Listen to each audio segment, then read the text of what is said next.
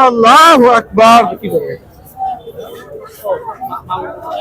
এই যে আমাদের সম্পাদক মাহমুদুর রহমান সাহেব এখানে কথা বলছেন, দাঁড়িয়ে আছেন। তো আমরা কিছুক্ষণ আগে লাইভে ছিলাম, লাইভটি শেষ হয়ে গেছে, মূলত ইন্টারনেট সংযোগ এখন নেই, এই জন্য ভিডিও ধারণ করছি। আশা করি সামনে দেখতে পারবেন। আমাদের ভিডিও শুরুতে আমরা একজন বর্তমান সময়ের আলোচিত একজন বিশেষ ব্যক্তির সাথে দেখা হলো, মাহমুদুর রহমান সাহেব, আমার দেশ পত্রিকার সম্পাদক। তার মাধ্যমে আমাদের এখন পথ চলা শুরু। আমরা ক্রমান্বয়ে যাচ্ছি সংসদ ভবনের দিকে।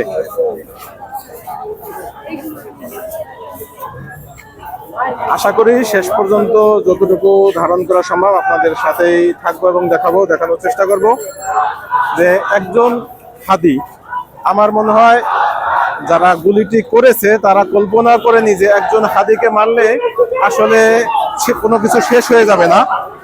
একজন হাদি এতটা জনপ্রিয় এটা তারা কল্পনাও করতে পারেনি যে এই হাদিকে মারার ফলে সারা বাংলাদেশ যেভাবে জনসমুদ্রে পরিণত হবে এবং সারা বাংলাদেশ যেভাবে হাদিতে রূপান্তরিত হবে, এটা হয়তো তাদের কল্পনাতে ছিল না। এটা থাকলে হয়তো তারা এই এমন একটি জঘন্যতম কাণ্ড করতে পারতো না বা করতো না। আজকে একটি ইতিহাস রচিত হবে, সেটা বলা বাহুল্য যে সারা বাংলাদেশ থেকে যেভাবে মানুষ এসেছে এবং ঢাকা শহরে আমার বোধহয় ম্যাক্সিমাম মানুষ এখানে উপস্থিত হয়ে যাবে। কোটি কোটি মানুষ হওয়ার সম্ভাবনা রয়েছে। আপাতত লক্ষ লক্ষ মানুষ, যেটাকে জনসমুদ্র বিভিন্ন পত্রিকা এবং লাইভ স্ট্রিম যারা চালাচ্ছিল তারা 12টার থেকেই জনসমুদ্র বলা শুরু করেছিল, দেখেছি আমি। তো এখন তো সেটা আরো অনেক বিস্তর বেড়েছে। আমার ধারণা কয়েক কোটি মানুষ হওয়ার সম্ভাবনা রয়েছে, বাকি সময়ই বলে দিবে। এবং আজকে হয়তো আমরা সন্ধ্যা নাগাদ ড্রোন থেকে যারা ছবি তুলবে সেই ছবি বিশ্লেষণ করে বিশ্লেষকরা বলতে পারবেন যে আসলে কত লোকের জনসমাগম হয়েছিল। তো এই বিষয়টা আমাদের আসলেই যেমন ব্যথিত তো করেছে, আবেগ আপ্লুত করেছে যে দেশের পক্ষে কেউ কাজ করলে, দশের হয়ে কাজ করলে, ইনসাফের পক্ষে কেউ কথা বললে তিনি যে কতটা জনপ্রিয়। আল্লাহু আকবার, আল্লাহু আকবার। সংগ্রাম সংগ্রাম সংগ্রাম সংগ্রাম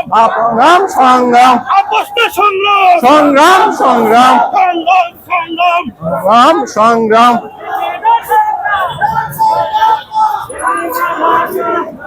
হিন্দুত্ববাদী ভারত কখনোই বাংলাদেশের ভালো চায়নি, মঙ্গল চায়নি। তারা দেখলাম আজকে আমি বিবিসিতে একটি নিউজ এসেছে, গতকালকে প্রথম আলো এবং ডেইলি স্টার দুটো পত্রিকা বন্ধ ছিল, মূলত তাদের উপরে কিছু হামলা হয়েছিল। অবশ্যই আমরা হামলার নিন্দা করি, সেটা ঠিক, কিন্তু আজকে যখন দ্বিতীয় দিনে অর্থাৎ একদিন বন্ধ থাকার পরে তাদের পত্রিকাগুলি প্রকাশিত হয়েছে, সেখানে দেখলাম একেবারে হেডলাইন যেটা করেছে হলো গতকালকে তাদের কার্যালয় বা তাদের অফিসে হামলা হয়েছে সেই বিষয়টা। এরপরে সেকেন্ড হেডলাইন যেটা করেছে বা সেকেন্ড লিড নিউজ যেটা করেছে সেটা হলো হাদির এই ঘটনা।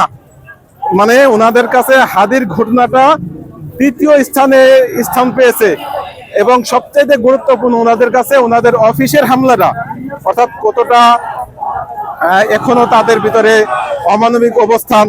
অবশ্যই তাদের উপরে যে আক্রমণ হয়েছে সেটাকে আমরা নিন্দা করেছি।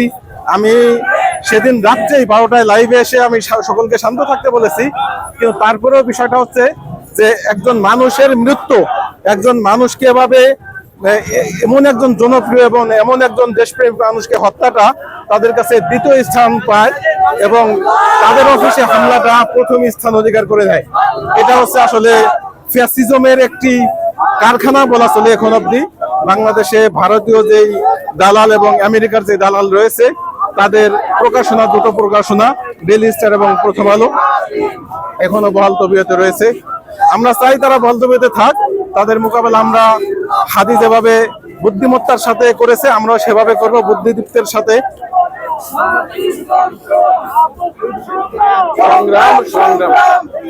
আমরা এখন খেজুর বাগানে চলে এসেছি, সংসদ ভবনের। সংগ্রাম সংগ্রাম।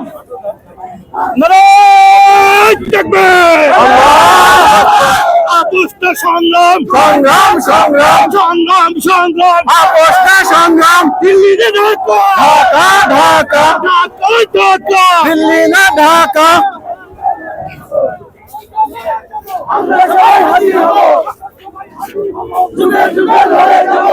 সকলেই আমরা হাদিতে রূপান্তরিত হয়ে গেছি। তবে আফসোসের যে বিষয়টা যে আমরা আসলে হাদির জায়গাটা হয়তো কেউ পূরণ করতে পারবো না, কিন্তু হাদির স্পিরিটটা যদি আমরা নিতে পারি, হাদির যে বুদ্ধিদীপ্ত অবস্থান সেটা হয়তো আমরা কেউ শতভাগ সফলতার সাথে পালন করতে পারবো না, কিন্তু তার যে বুদ্ধিদীপ্ত অবস্থানটা ছিল, তিনি যেভাবে কালচারালি তিনি সকল আগ্রাসনের বিরুদ্ধে দাঁড়িয়েছিলেন, বিশেষ করে হিন্দুত্ববাদের বিরুদ্ধে এবং ভারতীয় যে আধিপত্যবাদ, সেই আধিপত্যবাদের বিরুদ্ধে তিনি যে অবস্থান করেছিলেন, দেশের পক্ষে তিনি যেভাবে কথা বলেছেন, ন্যায় বিচার ইনসাফের পক্ষে যেভাবে তিনি কথা বলেছেন, সেই বিষয়টা যদি আমরা সকলে ধারণ করতে পারি অন্তত, তাতে সারা বাংলাদেশ হাদি হয়ে যাবে, তাতে কোনো সন্দেহ নেই। এজন্য ওরা আসলে হাদিকে হত্যা করে কতটুকু লাভ করেছে, কতটুকু ক্ষতি করেছে সেটা সময় বলে দিবে। আমরা তো স্পষ্ট বলতে চাই যে ওরা এক হাদিকে মেরে সারা বাংলাদেশকে হাদি বানিয়ে দিয়েছে। আমরা চাই সারা বাংলাদেশ হাদিতে মতো বুদ্ধিদীপ্ত এখান থেকে লক্ষ তরুণ উঠে আসুক, যারা কথা বলবে, রাজপথে লড়াই করবে, একই সাথে বিভিন্ন টক শো, টিভি সেখানে কথা বলবে।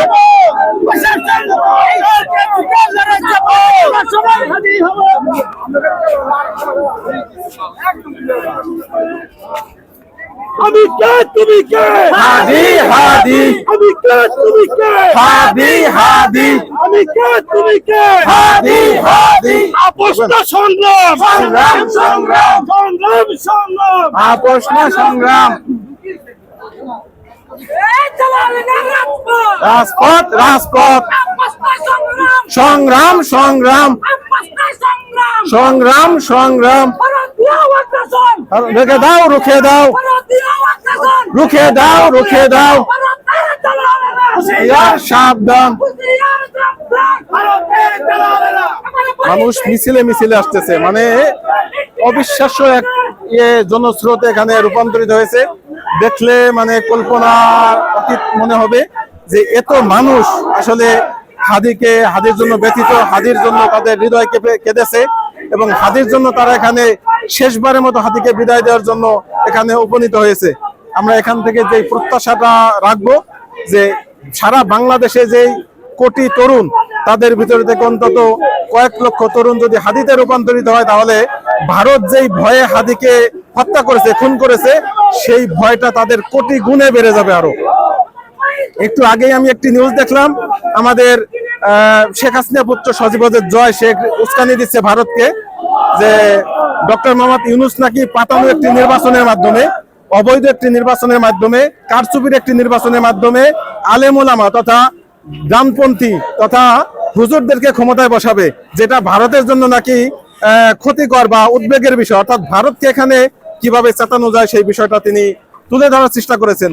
এখনো তিনি বাংলাদেশের জন্য কতটা ভয়ঙ্কর, কতটা ক্ষতিকর সেটা বারবার প্রমাণ করছেন এই শেখ হাসিনার পুত্র সজীবদের জয়, যে বারবার তিনি অন্য দেশকে উস্কিয়ে বাংলাদেশের উপরে কিভাবে আক্রমণ চালানো যায় বা বাংলাদেশকে কিভাবে নষ্ট করা যায়, বাংলাদেশের ভাবমূর্তি ক্ষুণ্ণ করা যায় বা বাংলাদেশের সার্বভৌমত্ব নষ্ট করা যায়, সেই ষড়যন্ত্রে রয়েছে শেখ হাসিনা পুত্র সজীবদের জয়, যেটা আমরা যতদিন আমাদের এই বুকে তাজা রক্ত থাকবে, এক ফোঁটা রক্ত থাকা পর্যন্ত আমরা তাদের সেই আশা কখনোই পূরণ হতে দেব না ইনশাআল্লাহ। ভারতের আধিপত্যের বিরুদ্ধে আমাদের যেই লড়াই, সেই লড়াই আমাদের চলতেই থাকবে এবং যতদিন না আমরা এই হাদির মতো শাহাদাত বরণ করছি, ততদিন আমাদের এই লড়াই ইনশাআল্লাহ চলতেই থাকবে। আপনারা দেখছেন চতুর্দিকে শুধু মানুষ আর মানুষ, অর্থাৎ রোডের কোথাও কোনো ফাঁকা জায়গা নেই। মানুষ হয়তো জামাতে দাঁড়াইলে হয়তো বা একেবারেই হয়ে যাবে, কাতার মিলে মিলে দাঁড়াইতে হবে, হয়তো গ্যাপ রাখা যাবে না, কারণ গ্যাপ রাখার মতো পরিবেশ এখানে থাকবে না। গ্যাপ রাখতে গেলে পুরা ঢাকা সিটি বোধহয় বন্ধ হয়ে যাবে, এমন একটা অবস্থা।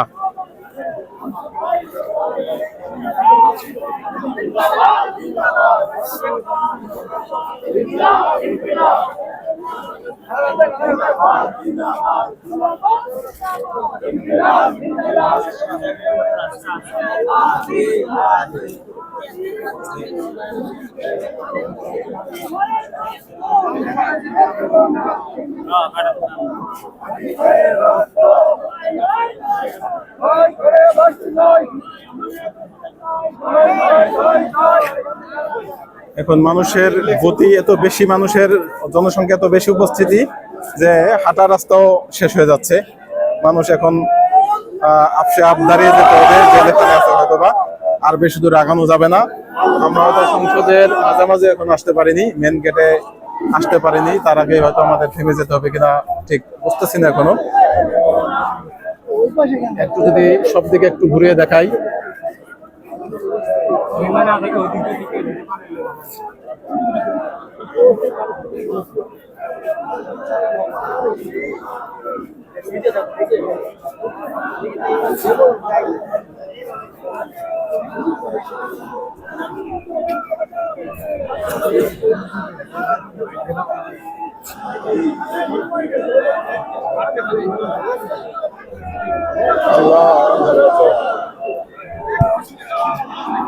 এটা ধরে রেখো, ধরে রেখো।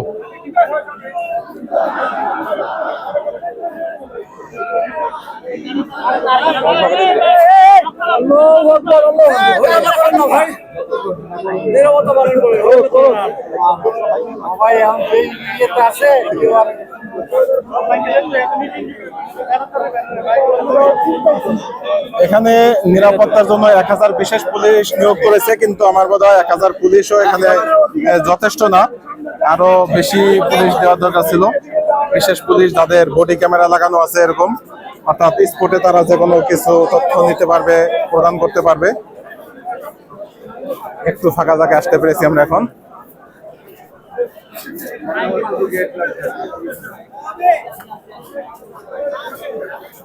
এখানে কি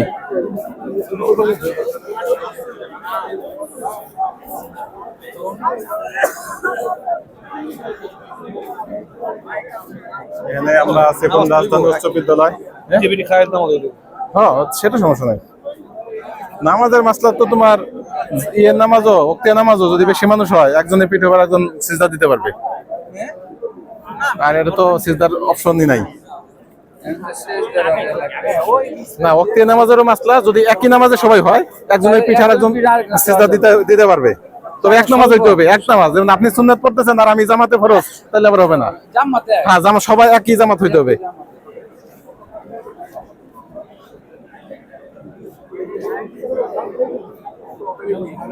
মাশাআল্লাহ, এখনো কার্যক্রম শুরু হয়নি, আমরা মোটামুটি মাঝামাঝি পর্যায়ে চলে এসেছি।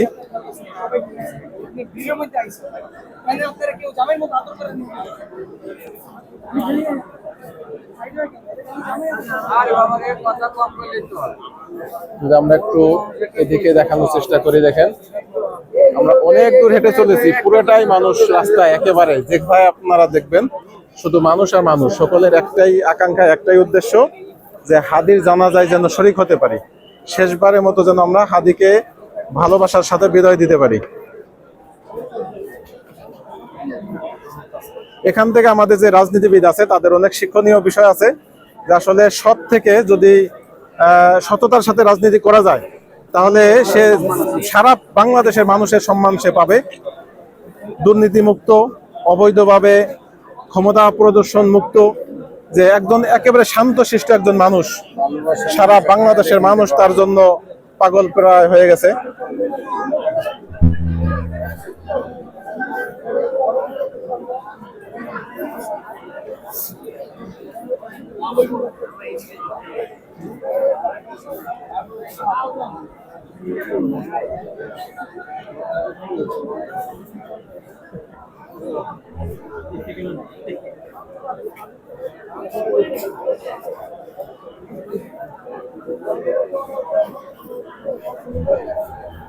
এখানে আসলে ড্রোন ক্যামেরা ছাড়া এত মানুষের চিত্রায়ন করার সুযোগ নেই, ভিডিওতে আসবে না, কারণ কতটুকুই আসবে ভিডিওতে। শুধুমাত্র ড্রোন ক্যামেরা, যেটা আবার আজকে নিষিদ্ধ, আজকে ড্রোন ক্যামেরা উড়ানো যাবে না এখানে। অনেক বিধি নিষেধ আছে, বড় ব্যাগ বহন করা যাবে না, ভারী ব্যাগ আনা যাবে না, ড্রোন উড়ানো যাবে না। হয়তো সরকারি ভাবে কিছু ড্রোন থাকবে, যেগুলি দেখছি আমরা।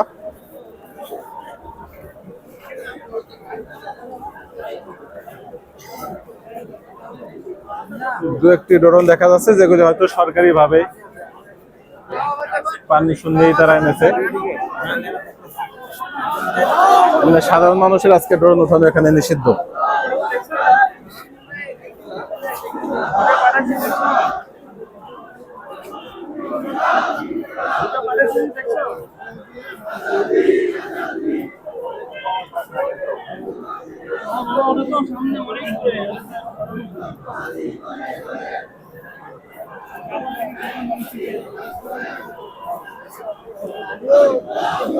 ঠিক এখন রাজধানী উচ্চ বিদ্যালয়ের সামনে শেরেবাংলা নগর, আর ডান পাশে তো আমাদের সংসদ ভবন এবং চতুর্দিকে শুধু মানুষ আর মানুষ।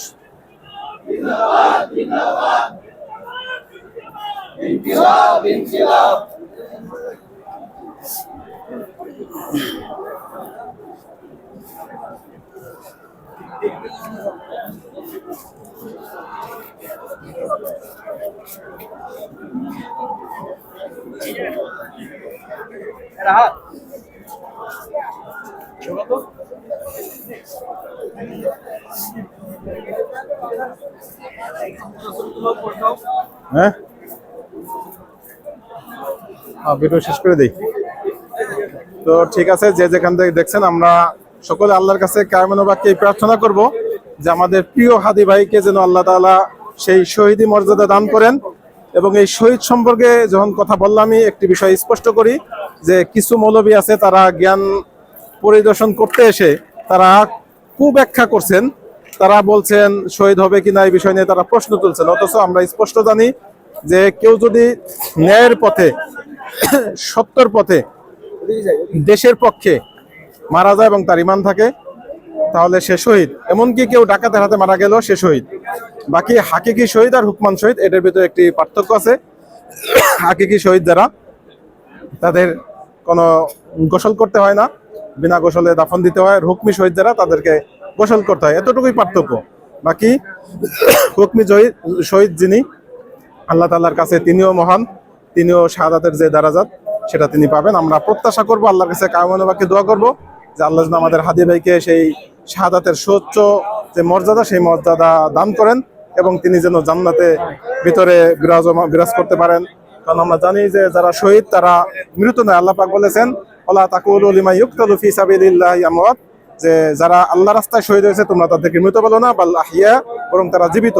তো আমরা সেই হাদি ভাইয়ের জন্য কায়মানুবাক্যে আল্লাহর কাছে প্রার্থনা করবো যে আল্লাহ যেন তাকে শাহাদাতের সেই উচ্চ যেই মর্যাদা, সেই মর্যাদা তাকে দান করেন, তিনি শহীদ হিসেবে আল্লাহ তাআলা তাকে কবুল করেন। সেই প্রার্থনা রেখেই আজকের মতো ভিডিওটি শেষ করছি। ভিডিও যদি অনেক লম্বা করে আল্লাহ আল্লাহু আকবার। ইনকিলাব ইনকিলাব জিন্দাবাদ জিন্দাবাদ ইনকিলাব ইনকিলাব জিন্দাবাদ জিন্দাবাদ। আজাদি না গুলামি, আজাদি আজাদি, দিল্লি না ঢাকা, ঢাকা ঢাকা। তো যেখান থেকে দেখছেন সকলে কাছে বিদায় নিয়ে আজকের মতো ভিডিওটি শেষ করছি। আল্লাহ হাফেজ, আসসালামু আলাইকুম ওয়া রাহমাতুল্লাহ।